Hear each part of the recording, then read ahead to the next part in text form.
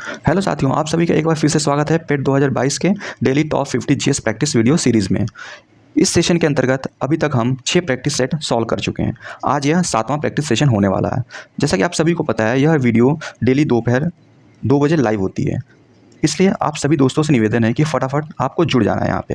साथ ही अपने सभी व्हाट्सएप टेलीग्राम ग्रुप में इस वीडियो की लिंक शेयर कर देनी है, ताकि जो भी आपके दोस्त इस साल पेट 2022 के लिए एग्जाम में बैठने वाले हैं उनकी सहायता हो सके। प्लस आपको बता दें कि आज से रोज़ शाम 8 बजे समान हिंदी की लाइव प्रैक्टिस क्लास हमारे दूसरे चैनल पे शुरू होने जा रही है। जो भी पेट 2022 के सीरियस एस्पिरेंट हैं उनके लिए ये प्रैक्टिस सीरीज़ बहुत ही महत्वपूर्ण होने वाली है, इसलिए आप यहाँ पर भी अवश्य जुड़ें।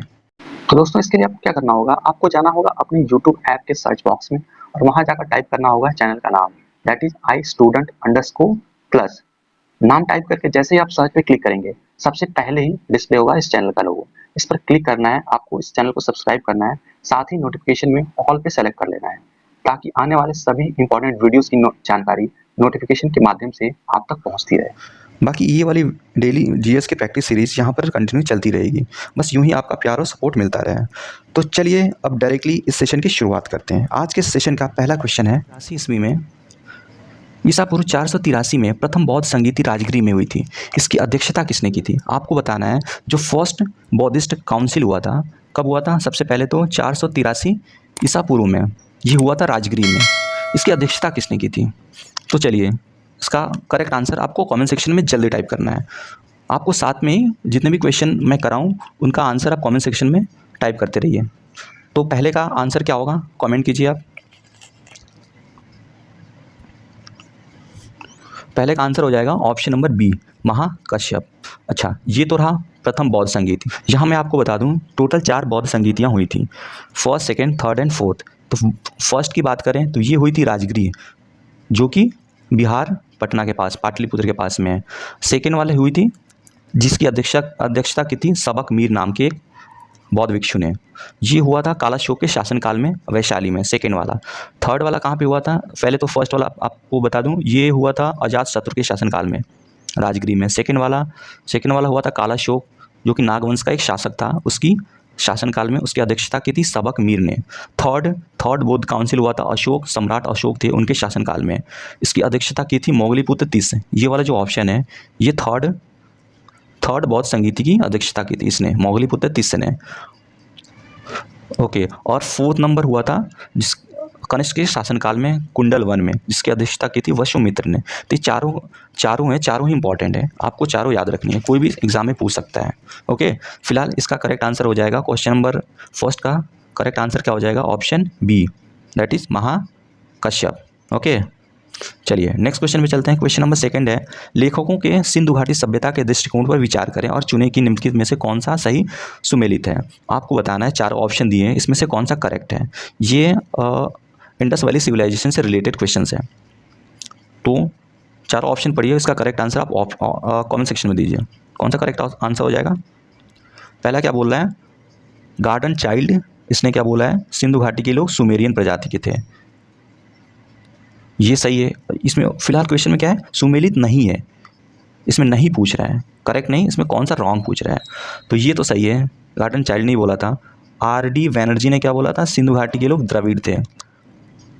ओके, ये भी सही है। डॉक्टर गुहा ने क्या बोला था? सिंधु लोग मिश्रित प्रजाति के थे। और जॉन मार्शल ने क्या? सिंधु लोग मंगोलियन थे। ऐसा कुछ नहीं है, डी वाला ये रॉन्ग है, इस मीन्स ये करेक्ट आंसर हो जाएगा, ये जॉन मार्शल ने नहीं बोला था। चलिए इंडस वैली सिविलाइजेशन के बारे में कुछ जान लेते हैं। सबसे पहले बताइए इसका आधुनिक नाम क्या है? इसका आधुनिक नाम है, इसको कहते हैं सिंधु सरस्वती सभ्यता। जो आधुनिक नाम है, ये पूछा जा सकता है एग्जाम में, सिंधु घाटी सभ्यता का आधुनिक नाम क्या है? तो ये है सिंधु सरस्वती सभ्यता। ओके, सिंधु घाटी सभ्यता की खोज कब की गई थी? ये 1921 और 22 के आसपास की गई थी। 1921 में जो हड़प्पा सिंधु घाटी सभ्यता की हड़प्पा जो साइट है उसकी खोज की थी दयाराम साहनी ने 1921 में। मोहनजोदड़ो जो सेकेंड वाला है उसकी खोज की थी राकालदास बैनर्जी ने 1922 में। तो ये सारी चीज़ें हैं जो एग्जाम में पूछी जा सकती है, आपको याद रखनी है। थर्ड पॉइंट क्या है? जो सिंधु घाटी सभ्यता में हड़प्पा और मोहनजोदड़ो जो साइट्स थी, इनको ट्विन कैपिटल का नाम दिया था पिगट नाम के एक इतिहासकार ने। पिगट ने क्या बोला था? जो सिंधु घाटी में हड़प्पा और मोहनजोदड़ो हैं, दोनों ट्विन कैपिटल हैं। मतलब ट्विन मतलब क्या होता है? जुड़वा राजधानियाँ। तो ये सारी चीज़ें आपको ध्यान रखनी है, कुछ भी पूछा जाता है एग्जाम में। चलिए नेक्स्ट क्वेश्चन पे चलते हैं। क्वेश्चन नंबर 3 ये क्या कह रहा है, किसने बंगाल में अस्थाई बंदोबस्त की शुरुआत की थी। तो बंगाल में अस्थाई बंदोबस्त, 3 तरह के बंदोबस्त हुआ करते थे, अस्थाई या फिर इसको बोलते थे जमींदारी प्रथा, जमींदारी। सेकंड क्या, महलवाड़ी, और तीसरा रैयतवाड़ी। ये तीनों बंदोबस्त चलते थे उस टाइम पे। तो इसकी शुरुआत किसने की थी आपको बताना है। कमेंट सेक्शन में इसका आंसर लिखिए। इसका आंसर हो जाएगा option number D, Lord Cornwallis ने। भू राजस्व की वसूली के लिए स्थायी बंदोबस्त की शुरुआत सन 1793 में तत्कालीन गवर्नर जनरल लॉर्ड कार्नवालिस के द्वारा। ओके, यह व्यवस्था बंगाल प्रेसिडेंसी में सबसे पहले लागू की गई थी। ये चीज़ आपको ध्यान रखनी है। नेक्स्ट क्वेश्चन पे चलते हैं। क्वेश्चन नंबर 4, आगरा किसने स्थापित किया था।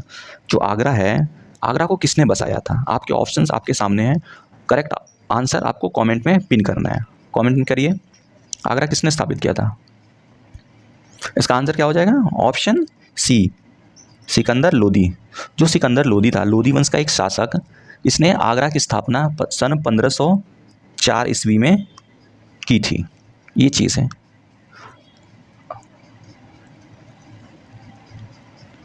आगरा का एक फेमस मॉन्यूमेंट है ताजमहल। अच्छा बताना, ताजमहल किसने बनवाया था। ताजमहल बनवाया था शाहजहां ने। शाहजहां था, इसने 1632 ईस्वी में ताजमहल का निर्माण कार्य शुरू किया था। इसको ऑलमोस्ट 20 ईयर्स लग गए थे बनाने में। और इसके प्रमुख, जो ताजमहल के प्रमुख शिल्पकार थे, आर्किटेक्ट थे, उनका नाम है उस्ताद अहमद लाहौरी। ताजमहल के आर्किटेक्ट का क्या नाम है, उस्ताद अहमद लाहौरी। ओके, चलिए नेक्स्ट क्वेश्चन पे चलते हैं। क्वेश्चन नंबर 5, पानीपत का तीसरा युद्ध कब लड़ा गया। ये क्वेश्चन बार बार आता है और जितने भी प्रैक्टिस सेट है इसमें हो चुका है ये सब, तो ये तो क्लियर हो गया होगा आपका। तीसरा युद्ध कब हुआ था, सन 1761 में, Maratha Ahmad Shah Abdali. Okay, next question, question number 6, स्वतंत्रता आंदोलन के दौरान आमजन को राष्ट्रवाद की भावना से भर देने वाले प्रसिद्ध देशगीत सारी जहां से अच्छा हिंदुस्तां हमारा, ये किसने लिखा था, किसके द्वारा रचित ये वाक्य है, ये गाना है, सॉन्ग है। आपको कमेंट सेक्शन में इसका आंसर बताना है। सारी जहां से अच्छा हिंदुस्तां हमारा किसके द्वारा लिखा गया था।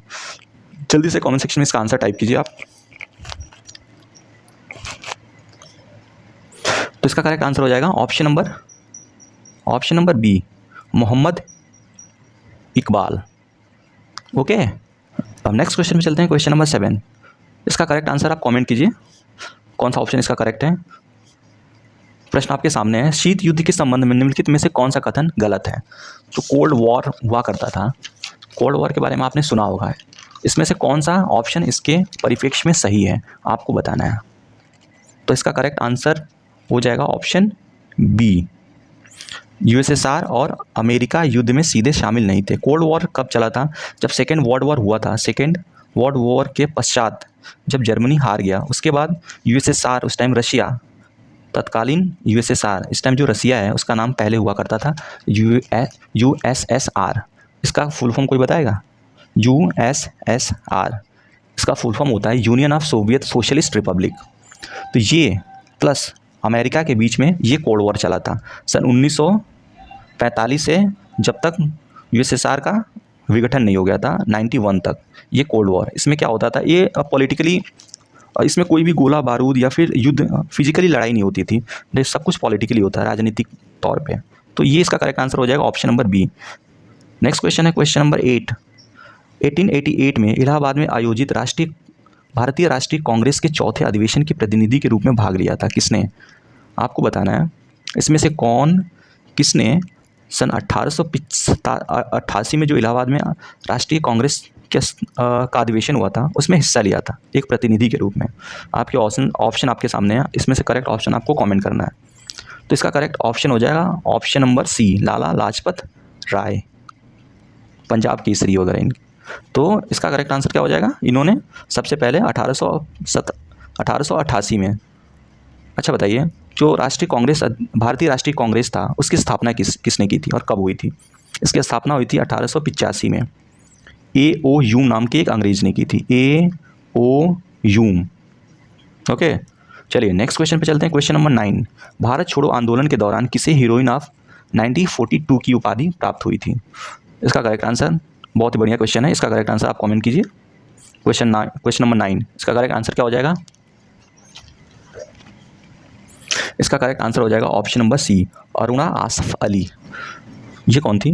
जब भारत छोड़ो आंदोलन की घोषणा हुई उस टाइम अंग्रेजों ने ऑपरेशन 0 आवर चलाकर जितने भी हमारे प्रतिनिधि थे, जैसे महात्मा गांधी, जवाहरलाल नेहरू, बड़े बड़े नेताओं को अरेस्ट कर लिया था। कौन सा ऑपरेशन चला के? Operation 0 hour. ये भी पूछता है, ये चीज़ आपको ध्यान रखनी है। ऑपरेशन 0 आवर चलाकर हमारे जितने भी बड़े लीडर्स थे जो भारत छोड़ो आंदोलन की अगुवाई कर रहे थे, उन सबको अरेस्ट कर लिया था। तो जो अरुणा आसफ अली थी, इन्होंने इसकी कमान संभाली थी, ग्राउंड लेवल, भूमिगत रह के, मतलब छिपकर। इन्हीं को क्या बोलते हैं? हीरोइन ऑफ 1942, या फिर इनका दूसरा भी नाम है ग्रैंड ओल्ड लेडी। ये चीज़ आपको ध्यान रखनी है। चलिए नेक्स्ट क्वेश्चन चलते हैं, क्वेश्चन नंबर 10।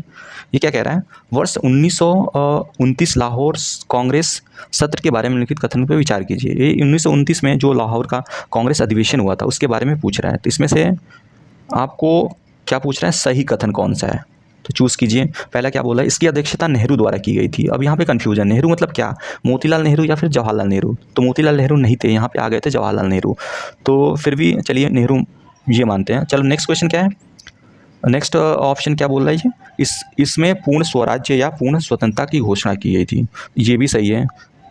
नेक्स्ट क्या है? इसने 26 जनवरी 1929 को राष्ट्रीय स्वतंत्रता दिवस के रूप में मनाने का निर्णय किया। ये भी सही है। इसमें घोषणा की गई थी कि ये सत्र कब हुआ था? अधिवेशन कब हुआ था? दिसंबर 1929 में। और इसमें बोला गया था कि 26 जनवरी 1929 को हम लोग रावी नदी के किनारे झंडा फहराएंगे, वहाँ पे अपना प्रथम स्वतंत्रता दिवस मनाएंगे। ये चीज़ थी। इसीलिए हम लोग सोचते हैं ना, हमारा गणतंत्र दिवस 26 जनवरी को ही, अपना गणतंत्र दिवस 26 जनवरी को क्यों रखते हैं? इसके पीछे यही लॉजिक था। जो सन 1929 में लाहौर का अधिवेशन हुआ था जिसमें पूर्ण स्वराज की मांग की गई थी, वहाँ पे ये निर्णय लिया गया था कि हम 26 जनवरी 1930 को अपना प्रथम स्वतंत्रता दिवस मनाएंगे। इसी को ध्यान में रखते हुए हमारा जो गणतंत्र था वो 26 जनवरी 1950 को लागू हुआ। और नेक्स्ट क्या है? गांधी जी ने करो या मरो का आह्वान किया। नहीं तो ये किया था, लेकिन ये भारत छोड़ो आंदोलन के टाइम पे किया था ये। और ये बात हो रही है लाहौर 1929 के लाहौर कांग्रेस के अधिवेशन की। तो ये वाला गलत हो जाएगा। बाकी ये 3 अगर माने तो सही है। अगर इसको नेहरू को मोतीलाल नेहरू ना मानकर जवाहरलाल नेहरू माने तो ऑप्शन देख लेते हैं। इसमें 1 और 2, चौथा इसमें गलत है। चौथा किसमें है? इसमें है। ये दोनों गलत हो गया। इन दोनों में देखना है 1 और 2 और 1 2 3। तो इसमें से कोई भी करेक्ट हो सकता है। मान लीजिए इसको सी ही मान लेते हैं, जवाहरलाल नेहरू की बात कर रहा है सपोज़। या फिर अगर यहाँ पे मोतीलाल नेहरू होता तो पहला तो रॉन्ग हो जाता। तो पहला तो इसमें है नहीं, तो इसका ऑब्वियसली इसका आंसर ऑप्शन नंबर सी हो जाएगा। नेक्स्ट क्वेश्चन नंबर 11 है, वायुमंडल की परत जहाँ विद्युत चालकता होती है। आपके ऑप्शन हैं सप्ताप मंडल, शोम मंडल, आयन मंडल या फिर मध्य मंडल। अच्छा, ये आयन मंडल तो सबसे ऊपर होता है, इसका करेक्ट आंसर यही हो जाएगा। लेकिन देखिए समताप मंडल, शोम मंडल और मध्य मंडल, इसमें कन्फ्यूजन होता है। पहले कौन होता है, नीचे सबसे कौन है, बीच में कौन है और सबसे ऊपर कौन सा होता है। इसको याद करने का ट्रिक है। जैसे ये अर्थ है, जैसे दूरी बढ़ती है ऊपर जाती है, तो यहाँ से जो ध्रुव है वहाँ पे 8 किलोमीटर प्लस विषुवत रेखा, जो भूमध्य रेखा, वहाँ से ऊंचाई इसकी होती है। जो शोम मंडल होता है, सबसे निचला मंडल है शोम मंडल, 17 या 18 किलोमीटर तक, भूमध्य रेखा से ऊपर 18 किलोमीटर के आसपास ये होती है। उसके बाद होता है मध्य मंडल। तो याद कैसे करते हैं? MST, टी नीचे ट्रोपोस्फियर इसको बोलते हैं, MS हो गया ना स्ट्रेटोस्फियर, और उसके बाद M सबसे ऊपर है मेसोस्फियर। ये चीज़ें आपको याद रखना। फिलहाल इसका करेक्ट आंसर हो जाएगा आयनोस्फीयर। जो विद्युत चालकता है, जो भी हम सिग्नल भेजते हैं, कम्युनिकेशन के सिग्नल आयनोस्फीयर से ही, आयनोस्फीयर के प्रेजेंस की वजह से ही कम्युनिकेशन पॉसिबल होता है। क्योंकि यहाँ से जो आयन होते हैं, पॉजिटिव आयन होते हैं, जो इससे टकरा के हमारे सिग्नल वापस अर्थ पे आते हैं। चलिए नेक्स्ट क्वेश्चन पे चलते हैं। क्वेश्चन नंबर 12, भारत और श्रीलंका किसके द्वारा अलग होते हैं? जो भारत और श्रीलंका है, अगर आपने मैप देखा होगा इंडिया का निचला पार्ट ऐसे है और श्रीलंका छोटा यहाँ पे है। ओके, तो आपको बताना है इनके बीच में क्या है जो इनको सेपरेट करता है। तो यहाँ पे है एक पाक स्टेट, यहाँ पे थोड़ा ऐसे है, इसको बोलते हैं पाक स्टेट प्लस ये वाला जो पोर्शन है ये मन्नार की खाड़ी है। इसमें एक जीव रहता है, एक मछली रहती है, फिश रहती है, ड्यूगोंग नाम की एक फिश, शाकाहारी फिश है ये, चूँकि ये घास खा के ज़िंदा रहती है इसलिए इसको समुद्री गाय के नाम से भी जाना जाता है। ड्यूगोंग है, इसको समुद्री गाय भी कहते हैं। तो ये सारी चीज़ें दोनों, इसको कौन अलग करता है, मन्नार की खाड़ी और पाक स्टेट दोनों यहाँ पे अवेलेबल है। इसका ऑप्शन हो जाएगा सी करेक्ट। नेक्स्ट क्वेश्चन है क्वेश्चन नंबर 13, निम्नलिखित में से कौन सी नदी प्रणाली भारत के 10% क्षेत्र को आवृत करने वाली दूसरी सबसे बड़ी घाटी, पहली है गंगा की घाटी, दूसरी है गोदावरी। अच्छा, गोदावरी की लंबाई कितनी है? गोदावरी नदी दक्षिण भारत की सबसे बड़ी नदी है। यह महाराष्ट्र के नासिक जिले के पश्चिमी घाट के त्र्यंबकेश्वर नामक स्थान से निकलती है। इस नदी की टोटल लंबाई 1465 किलोमीटर है, 1465 किलोमीटर। और ये कहाँ पे जाके गिरती है? ये मिलती है बंगाल की खाड़ी में। ओके, तो इतने सारे क्वेश्चन, इतने सारे फैक्ट्स हैं जो आपको पता ही होने चाहिए, कुछ भी पूछा जा सकता है एग्जाम में। चलिए नेक्स्ट क्वेश्चन पे चलते हैं। क्वेश्चन नंबर 14, नागार्जुन सागर बांध हुआ है। नागार्जुन सागर बांध किस नदी पे बना है? इसका आंसर आप कमेंट कीजिए जल्दी, फटाफट इसका आंसर कमेंट कीजिए। काफ़ी सिंपल क्वेश्चन है और काफ़ी बढ़िया क्वेश्चन है, ज़बरदस्त। तो इसका करेक्ट आंसर हो जाएगा ऑप्शन नंबर सी, कृष्णा नदी। कृष्णा नदी पे ये नागार्जुन सागर बांध है। अच्छा, कोई बताया कृष्ण सागर बांध किस नदी पे है? कमेंट सेक्शन में आंसर बताइए, कृष्ण सागर। नेक्स्ट क्वेश्चन है क्वेश्चन नंबर 15, भारतीय राज्य सीमा में हिमालय की सर्वोच्च शिखर कौन सी है? ये पूछ रहा है इंडियन कॉन्टिनेंट, ये भारत के बारे में पूछ रहा है। जो भारत राज्य सीमा है वहाँ पे हिमालय की सर्वोच्च शिखर चोटी कौन सी है? तो दुनिया की सबसे बड़ी शिखर चोटी है एवरेस्ट, उसकी ऊंचाई है 8,848 मीटर। सेकेंड नंबर पे आता है K2 गाडविन, जो पीओके में पड़ता है। और थर्ड नंबर पे आता है हमारे इंडिया का कंचनजंगा, जो नेपाल और इंडिया के बॉर्डर पे है, लेकिन इसकी सीमा राज्य सीमा इंडिया में ही पड़ती है। इसलिए भारत का सबसे ऊंचा सर्वोच्च शिखर कौन सा है? हिमालय का कंचनजंगा। और इसकी ऊंचाई कितनी है? कंचनजंगा की ऊंचाई कितनी है आपको बतानी है। कंचनजंगा की ऊंचाई है 8,597 मीटर। ओके, तो ये चीज़ें हैं। तो नेक्स्ट क्वेश्चन पे चलते हैं। क्वेश्चन नंबर 16, निम्न में से कौन सा उत्पाद लागत है? आपको बताना है निम्न में से कौन सा एक उत्पाद लागत है। तो इसका करेक्ट आंसर आप पिन कीजिए। करेक्ट आंसर हो जाएगा ऑप्शन नंबर डी, परोक्ष सामग्री। ये इनडायरेक्टली उत्पाद लागत है, indirect. Okay, next question number 17, Bharat में खाद्य सुरक्षा अधिनियम वर्ष में लागू हुआ। आपको बताना है जो फूड सिक्योरिटी एक्ट है कब इंडिया में केम इनटू फोर्स, मतलब लागू हुआ। तो ये लागू हुआ था सन 2013 में। फूड सिक्योरिटी एक्ट कब लागू हुआ था? 2013 में। ओके, और इसको भारत सरकार ने 10 सितंबर 2019 को अधिसूचित किया था। अधिसूचना कब आई थी? 10 सितंबर 2019 को। चलिए नेक्स्ट क्वेश्चन पे चलते हैं। क्वेश्चन नंबर 18, इसका आंसर कमेंट कीजिए। क्वेश्चन नंबर 18 पूछ रहा है मुद्रास्फीति के समय कर की दरों में निम्नलिखित में से क्या होगा? जब मुद्रास्फीति होगी, मुद्रास्फीति को बोलते हैं इन्फ्लेशन। इन्फ्लेशन का मतलब होता है महंगाई। जब महंगाई बढ़ेगी तो टैक्स क्या होगा आपको बताना है। महंगाई तभी तो बढ़ती है जब टैक्स बढ़ता है हर चीज़ पे। जब टैक्स बढ़ेगा तभी तो महंगाई बढ़ेगी। जैसे सरकार हर चीज़ पे, जैसे अभी दूध दही पे भी टैक्स लगा रही है तो महंगाई ऑटोमेटिक बढ़ेगी ना। पेट्रोल पे टैक्स लगा दे रही है एक्स्ट्रा, तो महंगाई बढ़ेगी। तो यही कह रहा है मुद्रास्फीति मतलब होता है इन्फ्लेशन, महंगाई। महंगाई कब बढ़ती है? जब टैक्सेशन बढ़ेगा। तो इसका आंसर हो जाएगा ऑप्शन नंबर सी, ए, वृद्धि। जब करों में वृद्धि होगी तो मुद्रास्फीति में भी वृद्धि होगी। ओके, नेक्स्ट क्वेश्चन नंबर 19, जनसंख्या के सिद्धांत निम्न में से किस अर्थशास्त्री ने दिया है? इकोनॉमी का क्वेश्चन है। जनसंख्या का जो सिद्धांत है ये किस अर्थशास्त्री ने दिया है? तो ये माल्थस का सिद्धांत होता है। तो इसका आंसर हो जाएगा ऑप्शन सी, 19 का। क्वेश्चन नंबर 20 क्या है? NLRMP का तात्पर्य है। इट मीन्स इसका फुल फॉर्म आपको बताना है। तो इसका फुल फॉर्म हो जाएगा option number B, national land records modernisation programme. ये इसका करेक्ट आंसर हो जाएगा। आई होप सभी ने करेक्ट आंसर दिया होगा कमेंट में। अब नेक्स्ट क्वेश्चन का आंसर आप कमेंट कीजिए। राज्यों के पुनर्गठन के लिए बने राज्य पुनर्गठन आयोग के अध्यक्ष कौन थे? जो राज्य पुनर्गठन आयोग बना था उसके अध्यक्ष कौन थे? आपको कमेंट में इसका आंसर बताना है। इसका आंसर बताना। ऑप्शन नंबर 20 का करेक्ट हो जाएगा फजल अली। ये 3 सदस्यों की कमेटी थी जिसका गठन हुआ था 1953 में। राज्य पुनर्गठन आयोग का गठन कब हुआ था? 1953 में। और इसने अपनी रिपोर्ट कब सौंपी थी? 1956 में। ये चीज़ आपको याद रखनी है। नेक्स्ट क्वेश्चन नंबर 22, इसमें पूछ रहा है नागरिक चार्टर में क्या शामिल है? नागरिक चार्टर, सिटीजन्स चार्टर होता है, इसमें क्या शामिल होता है? आपके ऑप्शन सामने हैं, करेक्ट आंसर आप कमेंट कीजिए। तो इसका करेक्ट आंसर हो जाएगा ऑप्शन नंबर ए, प्रासंगिक कार्यालय का नाम, फीस का विवरण, प्रस्तुत किए जाने वाले दस्तावेज। इसका करेक्ट आंसर हो जाएगा ऑप्शन नंबर ए, इसका करेक्ट है। अब नेक्स्ट क्वेश्चन पे चलते हैं। क्वेश्चन नंबर 23, लोकसभा के स्पीकर के चुनाव की तिथि द्वारा निर्धारित की जाती है। आपको बताना है जब लोकसभा का स्पीकर की चुनाव होता है वो कब डिसाइड किया जाता है कि कब चुनाव होगा। तो इसका आंसर हो जाएगा इनमें से कोई नहीं, ये निश्चित नहीं होता है। ओके, प्रोटेम स्पीकर कौन होता है? ये जितने भी लोकसभा के सदस्य हैं उनको इनके पद की शपथ दिलाता है। Next question, question number 24, Rajya Sabha के सदस्य चुने जाते हैं। आपको बताना है राज्यसभा के सदस्यों की नियुक्ति कौन करता है, सदस्यों को कौन चुनता है, राज्यसभा के सदस्यों को। आपके ऑप्शंस सामने हैं, करेक्ट ऑप्शन आप कमेंट कीजिए। क्वेश्चन नंबर है 24, तो इसका करेक्ट आंसर हो जाएगा ऑप्शन नंबर डी, एकल हस्तांतरणीय वोटों का प्रयोग कर राज्य और क्षेत्रीय विधायिका द्वारा अप्रत्यक्ष। यहाँ पे अप्रत्यक्ष का मतलब क्या होता है, यहाँ पे वोट कौन देता है, पब्लिक नहीं देती, जबकि पब्लिक के प्रतिनिधि देते हैं। जो हमारे MLAs हैं, हमारे प्रतिनिधि हैं, ये चुनाव में हिस्सा लेते हैं राज्यसभा के सदस्यों की।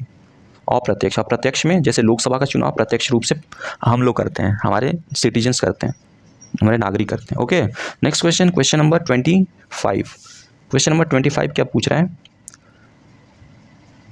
निम्न किस राज्य या संघ शासित क्षेत्र में एक उभय उच्च न्यायालय, इसमें पूछ रहा है कॉमन हाईकोर्ट किस स्टेट में, कॉमन हाईकोर्ट। आपको कमेंट में इसका आंसर बताना है। कॉमन हाईकोर्ट है सी, पंजाब, हरियाणा और चंडीगढ़ में एक ही हाईकोर्ट जो चंडीगढ़ में पड़ता है। Okay, next question, question number 26, बारिश की बूंदें के कारण गोल होती हैं। आपको बताना है बारिश की बूंदें जो होती हैं वो गोल क्यों हो जाती हैं, जब बारिश होती है तो गोल क्यों होती है उसकी बूंदें, इसका रीज़न क्या है, इसके पीछे का लॉजिक क्या है। तो इसका करेक्ट आंसर हो जाएगा सरफेस टेंशन, ये जल का, वाटर का, ये पृष्ठ तनाव की वजह से ये चीज़ें बारिश की बूंद होती है वो गोल हो जाती है। Okay, next question, question number 27, गुप्त ऊष्मा को मापा जाता है। आपको बताना है जो लेटेंट हीट होता है उसका यूनिट क्या है, किस में मेजर करते हैं लेटेंट हीट को। तो इसका करेक्ट आंसर हो जाएगा ऑप्शन नंबर ए, जूल पर किलोग्राम में। ओके, नेक्स्ट क्वेश्चन फटाफट चलेंगे। क्वेश्चन नंबर 28, क्वेश्चन नंबर 28 का आंसर आप कमेंट कीजिए।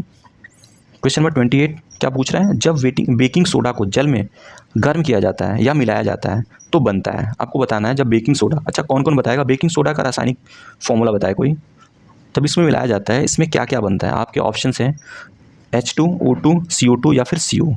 क्वेश्चन नंबर 28 का आंसर आप बताइए। तो इसका आंसर हो जाएगा option number C, carbon dioxide. Okay, चलिए नेक्स्ट क्वेश्चन में चलते हैं। क्वेश्चन नंबर 29 है, हाइड्रोजन परमाणु की परमाणविक त्रिज्या। तो इसमें थोड़ा कन्फ्यूज़न है। इसका आंसर, एक्चुअल आंसर होता है 53 पिकोमीटर। 53 पिकोमीटर, कहीं पे 37 भी दिया है, कहीं पे 53 पिकोमीटर दिया है। तो इसका आंसर हम लोग जैसा ऑप्शन में दिया है 37 पिकोमीटर, यही मान लेते हैं। ओके, तो इसका 29 का आंसर हो जाएगा ऑप्शन नंबर ये, 37 पिकोमीटर जो हाइड्रोजन एटम होता है उसका एटॉमिक रेडियस होता है। नेक्स्ट क्वेश्चन में चलते हैं, क्वेश्चन नंबर 30। क्वेश्चन नंबर 30 क्या बोल रहा है, मानव हृदय के दाएं हिस्से में, मानव जो ह्यूमन बॉडी होता है उसके राइट पार्ट में क्या स्थित होता है, ऑक्सीजन युक्त रुधिर, मिश्र रुधिर, डीऑक्सीजनेटेड रुधिर या फिर रुधिर नहीं होता है। तो अगर आपने लाइफ साइंस पढ़ा होगा उसमें बताया गया है जो बॉडी होती है, जो हमारा लंग होता है उसके राइट साइड में क्या होता है, राइट साइड में होता है अशुद्ध खून, अशुद्ध ब्लड, रक्त, और लेफ्ट साइड में होता है शुद्ध रक्त। तो इसमें ऑप्शन क्या कह रहा है, दाएं साइड में क्या होता है, हृदय में। तो हृदय में क्या होता है, सबसे दाएं साइड में होता है डीऑक्सीजनेटेड, मतलब अशुद्ध जो खून होता है वो हमारे राइट साइड में होता है, अशुद्ध वाला लेफ्ट साइड में होता है।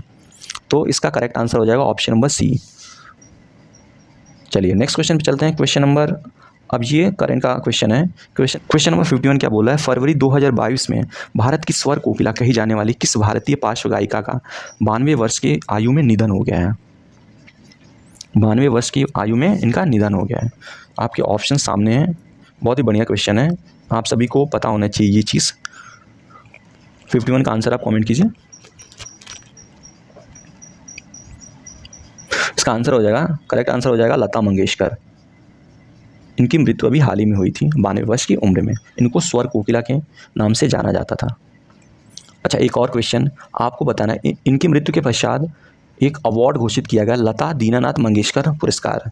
इनकी याद में लता दीनानाथ मंगेशकर पुरस्कार। आपको बताना है सबसे पहला वाला जो लता दीनानाथ मंगेशकर पुरस्कार है किसको प्राप्त हुआ है। ये हमारे भारत के PM नरेंद्र मोदी जी को मिला है ये पहला वाला। ये चीज़ भी आपको याद रखनी है। Next question, question number 52। Question number 52 है, निम्न में से किस राज्य सरकार ने पहली बार अपनी वार्षिक वृत्ति योजना के हिस्से के रूप में बाल बजट पेश किया है? ये किस सरकार ने पेश किया है बाल बजट? ये पेश किया मध्य प्रदेश की सरकार ने, मध्य प्रदेश की सरकार ने। ओके, नेक्स्ट क्वेश्चन पे चलते हैं, क्वेश्चन नंबर 53।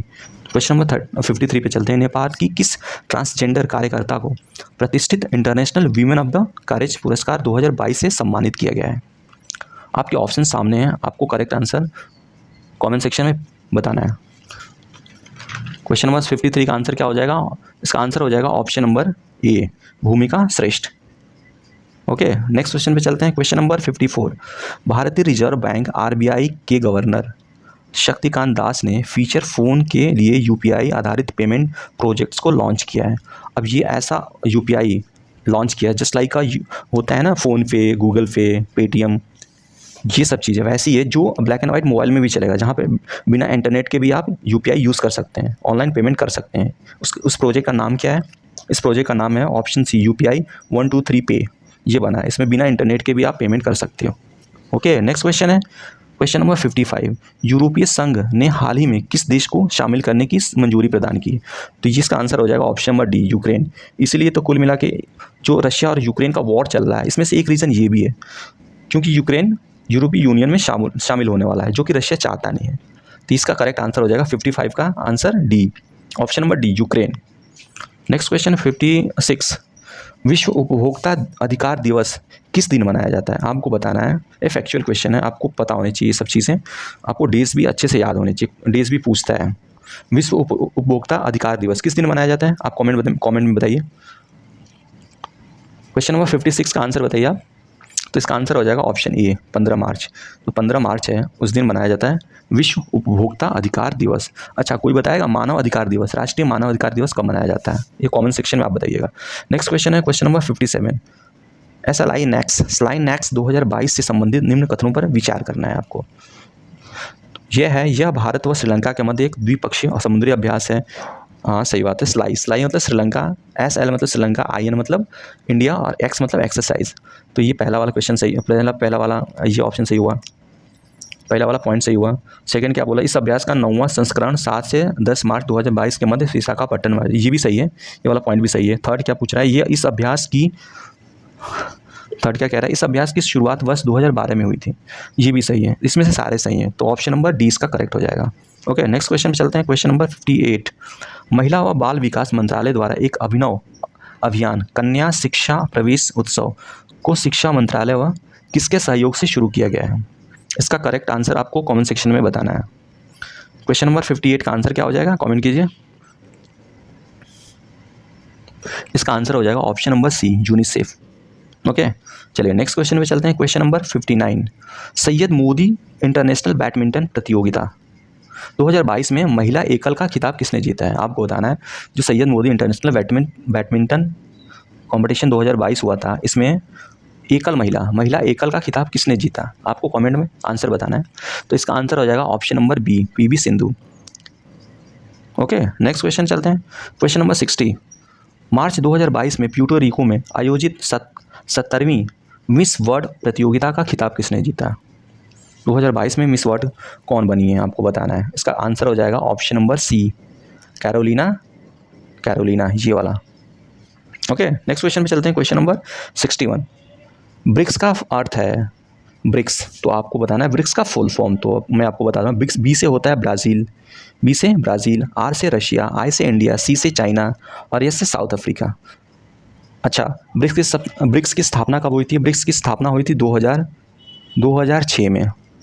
ब्रिक्स की स्थापना हुई थी 2006 में, और 2010 में जब स्थापना हुई तो ब्रिक हुआ करता था, यह साउथ अफ्रीका नहीं था। दिसंबर 2010 में साउथ अफ्रीका ने ब्रिक्स की सदस्यता ग्रहण की और 2011 में फर्स्ट टाइम इसने इस अधिवेशन में भाग लिया था, साउथ अफ्रीका ने। ओके, नेक्स्ट क्वेश्चन में चलते हैं। अच्छा, एक ब्रिक्स बैंक भी है, ब्रिक्स बैंक, आपको बताना है ब्रिक्स बैंक का हेडक्वार्टर कहाँ पे है? कमेंट सेक्शन में इसका आंसर दीजिएगा। नेक्स्ट क्वेश्चन है, क्वेश्चन नंबर 62। ऑनलाइन लेन देन के संदर्भ में भीम का अर्थ है, आपको भीम का फुल फॉर्म बताते हैं। जो भीम ऐप आता है उसका फुल फॉर्म क्या है? भी से होता है भारत इंटरफेस फॉर मनी, इसका फुल फॉर्म है option number A, Bharat interface for money. Okay, next question, question number 63। निम्नलिखित में से कौन सी सूचना प्रौद्योगिकी क्षेत्र में एक मानवीकृत संस्था नहीं है? आपको बताना है कौन सा इसमें से जो IT फील्ड में एक मानकीकृत स्टैंडर्डाइज इंस्टीट्यूशन नहीं है, तो इसका करेक्ट आंसर हो जाएगा ISI। क्वेश्चन नंबर 63 का आंसर क्या हो जाएगा? ISI इसकी स्थापना कब हुई थी? 1955 में। 1955 में इसकी स्थापना हुई थी। इसका फुल फॉर्म आप कमेंट कीजिएगा। नेक्स्ट क्वेश्चन पे चलते हैं। Question number 64, a nation is making के लेखक कौन है? ये जो बुक है इसको किसने लिखा था? आपको कमेंट में इसका आंसर बताना है। A nation is making, question number 64 का आंसर बताइए, फटाफट इसका आंसर टाइप कीजिए। अच्छा, इसका करेक्ट आंसर क्या हो जाएगा? Option number A, Surendranath Banerjee. इनको राष्ट्रगुरु के नाम से भी जाना जाता है, राष्ट्रगुरु। इनको क्या हम लोग बोलते हैं? राष्ट्रगुरु। ओके, चलिए नेक्स्ट क्वेश्चन पे चलते हैं। क्वेश्चन नंबर 65, नई दिल्ली में पहला एशियाड कब आयोजित किया गया था? आपको ये फैक्चुअल क्वेश्चन है, आपको याद रखना है ये सब चीज़ें। तो दिल्ली में जो पहला एशियाड कब आयोजित किया गया था, इसका आंसर मैं आपको बता दे रहा हूँ। ऑप्शन नंबर ए, बी, 1951 में पहला एशियाड आयोजित किया गया था। नेक्स्ट क्वेश्चन नंबर 66, पहली क्लोन डॉली थी। सबसे पहले एक क्लोन बकरी नहीं, एक भेड़ थी। डॉली का नाम, एक भेड़ का नाम डॉली रखा गया था, जो सबसे पहले क्लोन की गई थी। ओके, इसका करेक्ट आंसर हो जाएगा ऑप्शन ए, भेड़। नेक्स्ट क्वेश्चन नंबर 67, आपको इसका आंसर कमेंट करना है। भारत सरकार द्वारा किया जाने वाला तृतीय उच्चतम नागरिक पुरस्कार कौन सा है? आपको बताएं। देखिए, नागरिक पुरस्कार कौन से हैं? सबसे पहला और उच्चतम नागरिक पुरस्कार है भारत रत्न। पहला आता है भारत रत्न, सेकेंड नंबर पे आता है पद्म विभूषण, ये सेकेंड नंबर पे आता है। थर्ड पे आता है ये पद्म विभूषण हो गया सेकेंड। थर्ड पे आता है पद्म भूषण, और फोर्थ पे आता है ये थर्ड पे है, प्लस ये फोर्थ पे आता है पद्मश्री। तो इसमें पूछ क्या रहा है? तृतीय, फर्स्ट तो पूछ नहीं है, फर्स्ट होता है भारत रत्न, तृतीय कौन सा है? करेक्ट आंसर हो जाएगा 67 का ऑप्शन सी।